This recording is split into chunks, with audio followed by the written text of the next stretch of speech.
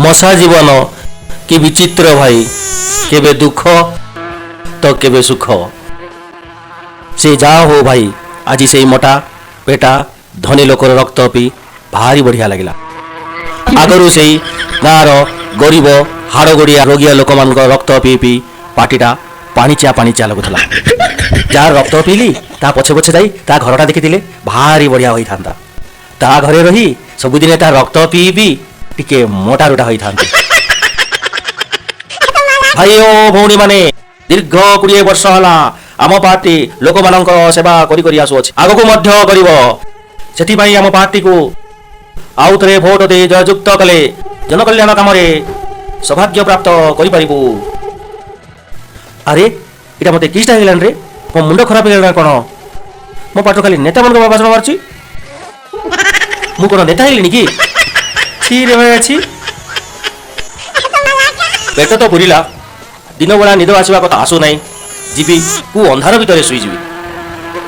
भाई ओ भौणी माने गरीब लोकर सुख सुविधा पाई आम दल केते केते योजना करी आसु अछि। एथर आउ थरे आम शासन आसिले आम सरकार पुणी नुआ नुआ योजना करिवो, आपण मानकर उपकार करिवो। सेति पई आपण माननकु अनुरोध करूछु, आम पार्टी को ही भोट दे जययुक्त करांतु। भोट फॉर रक्त चिन्ह, भोट फॉर रक्त चिन्ह। No no no. अरे इटा किस्टा हे गेलन रे, पुणी हरि भाषण उपरे भाषण बाहरछि। तुई नेता हे गेलु ना कोनटा रे? मोर मुंड किछि काम करू नाही, मोर मुंड किछि औ काम करू नाही। छक्का और 10 चारी बॉल कैचअप। अरे एटा किस्टा रे? एटा खेल पड़ाइल भाबलु ना कोन? खाली क्रिकेट प्लेयर बोला खेली खेली पळि आसु, तू बाय गेलु ना कोन? सेटा तो भाई ना मु किछि बुझी पार नै, मो हाथ गोड़ खाली ऑटोमेटिक क्रिकेट खेलला बेला हो जाउछि। कोन होछि मु बुझी पार नै भाई ना, मो मुंडा चक्कर खाइलानी। मोर मिसा सिंती होछि रे, मो पाटरो खाली भाषण हे भाषण बाहरछि। कोन हेउछि मुई भी बुझी पारु नै रे। अरे हेले एबे कोन करिया भाई ना? भाई ओ भौणी माने कैचअप आम चिन्ह को भोट देई आउ थरे 6 जययुक्त करांतु। कैच भोट फॉर रक्त चिन्ह, भोट फॉर रक्त। आउट। अरे एटा किस्टा हे? ओजा ए ओजा टिके सुनो जा, तुम्हें मागो आउ टाइम नाही रे नातिया, एक मिनिट सुनो जा। रहिले अनर्थ होई जीव रे नातिया। तुम्हें कह रे नातिया, कहबी अजा, मो पाटरो खाली भाषण ही भाषण बाहरुछि, मु किछि बुझी पारु नै अजा। केते बंद करे मिसा मो पाटरो खाली भाषण ही भाषण बाहरुछि। एहारो उपाय तुमे ही को अजा, मु किछि बुझी पारु नै। आउ तोर कोन हेला रे? तो खाली ढामणा साप परी हलुचु, आउ क्रिकेट प्लेयर भलिया खाली खेली बुलुचु। सेटा तो ओजा मु किछि बुझी पार नै, मो हाथ गोड़ खाली क्रिकेट खेलला परे उठी जाउछि।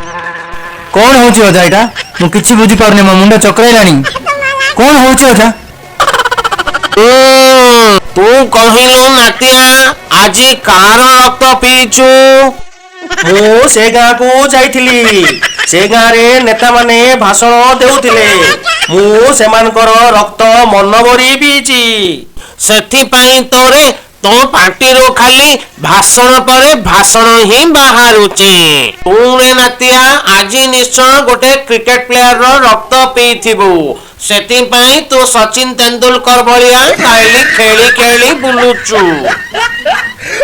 ए तमे किन जानलो ओजा? मु क्रिकेट ग्राउंड रे बास करे, आज क्रिकेट प्लेयर माने आस्थिले, मु तांको रक्त मन भरी खाइछि। सेथि पई तोरे नातिया तू खाली क्रिकेट ही खेलुचु। जो ओजा न हेबा कथा न कहउछ, काहार रक्त खाइले पुनी तार रोग हम देह पळे आसबो, काहे के डबा मारछ ओजा? अरे मिछ नाही, सत कथा रे नातिया। जा जा बेसी कुह नाही, आमे को गाँरु आसीचु कि आमे परा जयपुरिया मशा सबु जानिचु। यार पुणी रक्त खाइले ता गुण पुणी हमको आसी जीवो, ता कोन संभव कि अजा? अरे नातिया एटा परा कली जुग रे सबु संभव। जो ओजा कहि जुगाले कोन दिन राती आ राती कोन दिन हो जिवो, दिन दिन का रहइबो आ राती राती का रहइबो। तमे बुढ़ा हो गलनी ओजा। अरे नातिया माने तमे माने बुझुन काहे की? बुझिबो कहिले तो बुझिबो। ମୁଁ ପାଇଖାନାରେ ବସା କରେ। ହେଲେ କ'ଣ ହେଲା? ଆରେ ଶୁଣ ତ, ମୁଁ ପାଇଖାନାରେ ବସା କରେ। ସେଠି ଜଣେ ପେଟ ଗରମାଳିଆ ଲୋକ ଆସି ବାରମ୍ବାର ଝାଡା ବସୁଥିଲା। ମୁଁ ତାର ରକ୍ତ ଆରାମ ସେ ପିଉଥିଲି। ହେଲେ କ'ଣ ହେଲା? ଆବା ହେଲେ କଣ ହବ, ଶୁଣ ତ, ମୁଁ ଯେତେବେଳେ ତା ରକ୍ତ ପିଇଲି ତା ରୋଗ ମୋ ପାଖକୁ ଆସିଲା। 2 ଦିନ ହେଲା ଖାଲି ଘରକୁ କେନାଲକୁ ହଉଛି। ସେମିତି ତତେ ନେତାର ରୋଗ ଡେଇଁଛି, ବୁଝିଲୁ? ଆଉ ଆକୁ କ୍ରିକେଟ ପ୍ଲେୟାର ରୋଗ ଡେଇଁଛି। ମୁଁ ଆଉ ରହି ପାରିବିନି ରେ ନାତିଆ ମାନେ, ରହିଲେ ଅନର୍ଥ ହେଇଯିବ। ମୁଁ ଯାଉଛି ରେ, ଯାଉଛି। ହେଁ? କି କଳି ଯୁଗ ଆଇଲା ରେ ଏଇଟା। ସତ କଥା, ସେ ନେତା ଆଉ କ୍ରିକେଟ ପ୍ଲେୟାର ମାନଙ୍କର ରୋଗ ଆମକୁ ଡେଇଁଛି। କି କଳି ଯୁଗ ହେଲା। ଆଗେ ଆମେ ଲୋକମାନଙ୍କର ରକ୍ତ ପିଇଲେ ଆମ ରୋଗ ସେମାନଙ୍କୁ ଯାଉଥିଲା, ଆଉ ଏବେ ହଁ ଭାଇନା, ଆଉ ଏବେ ଲୋକଙ୍କର ରକ୍ତ ପିଇଲେ ତାଙ୍କ ରୋଗ ଆମକୁ ପଳେଇ ଆସୁଛି। ଘର କଳିଯୁଗ ହେଲା ଭାଇନା। ରକ୍ତ ପିଇଲେ ମରିବା, ରକ୍ତ ନ ପିଇଲେ ମରିବା। ଆମେ ଭୋକରେ ମରିବା। ଠିକ କାମ ମଶା ଜାତି। ଆର କ'ଣ ଉପାୟ କରିବା ଭାଇନା? ଯିବା ମଶା ମାନଙ୍କୁ ଡାକି କ'ଣ ବିଚାରେ ନା।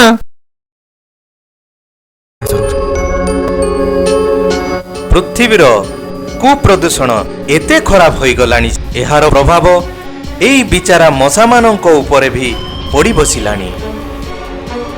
ଏହି ଏପିସୋଡରେ ଆମେ ଏହାର ସୂଚନା ପାଇଲେ ଯେ ଯଦି ଆମେ ପୃଥିବୀର କୁପ୍ରଦୂଷଣକୁ ନ ରଖିବା ତ ମନୁଷ୍ୟ ଜାତି ତ ଲୋପ ପାଇବେ, ତା ସହିତ ଏହି ବିଚାରା ମଶାମାନେ ଲୋପ ପାଇଯିବେ।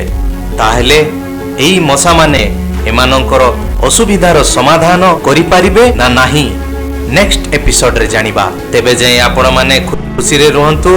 ନମସ୍କାର, ଜୟ ହିନ୍ଦ।